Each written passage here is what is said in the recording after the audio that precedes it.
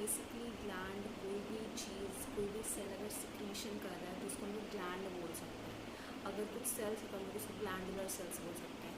अगर हम लोग पोरिंग सिक्रीशंस का बात करें कि वो जो सिक्रीशंस हैं वो कहाँ पोर हो रहे हैं, मतलब किधर जा रहे हैं, तो उस बेसिस पे हम लोग ग्लैंड्स को दो भाग में डिवाइड करते हैं, that is endocrine and exocrine. Exocrine gland जो होते हैं वो सिक्रीट करते हैं डक्ट्स की मदद से, ठीक है। उसमें प्रॉपर डक्ट का सिस्टम बना होता है, जैसे कि हमारे सैलिवरी ग्लैंड्स। जो एंडोक्राइन सिस्टम होते हैं वो हमारे डक्टलेस ग्लैंड्स होते हैं, उसको सिक्रीट करने के लिए हम लोग को डक्ट्स का ज़रूरत नहीं होता है।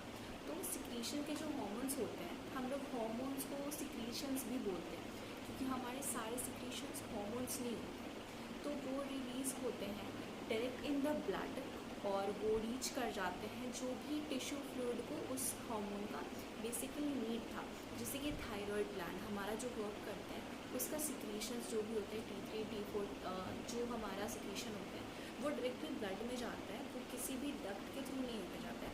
फिर हमारे पास आता है मिक्स्ड ग्लैंड और हेटेरोक्राइन, ये हमारा बाद में आता है, जहाँ पे दोनों चीज़ें साथ में परफॉर्म हो रही होती है, एंडोक्राइन पार्ट भी और एक्सोक्राइन पार्ट भी।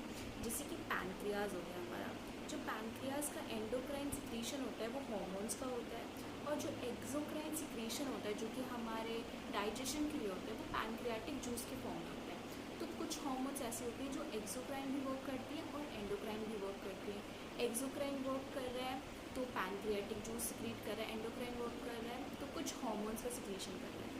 जब हार्मोन्स का हम लोग बात करते हैं कि एकदम एक्यूरेट डेफिनेशन क्या है इसका, तो वो एक नॉन न्यूट्रिएंट केमिकल है कि वो एनर्जी नहीं प्रोवाइड करेगा। बहुत सारे सिक्रीशंस ऐसे होते हैं हमारी बॉडी में जो एनर्जी प्रोवाइड करते हैं, पर ये एक ऐसा नॉन न्यूट्रिएंट केमिकल है जो एनर्जी नहीं प्रोवाइड करेगा और ये बहुत कम अमाउंट में होता है।